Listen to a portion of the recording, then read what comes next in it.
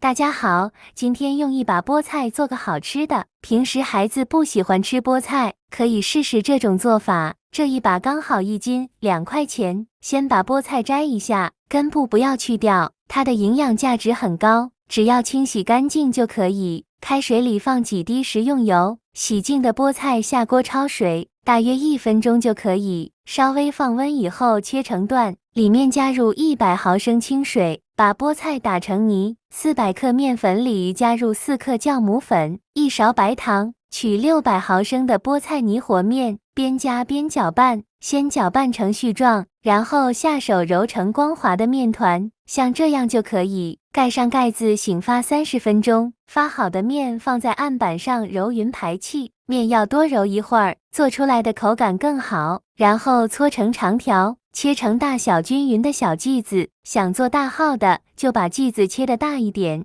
切好以后把两边整理一下就可以，均匀的摆在蒸锅里。最后把头和尾做了2个小花卷，盖上盖子2次醒发10分钟，然后开大火蒸15分钟。时间到了以后焖5分钟再开盖，这样做出来的菠菜馒头颜色特别漂亮，用手按压能看到非常的蓬松暄软，特别浓郁的面香和菠菜香味。孩子平时不爱吃菠菜，可以试试这种做法，喜欢的朋友可以收藏一下，谢谢大家。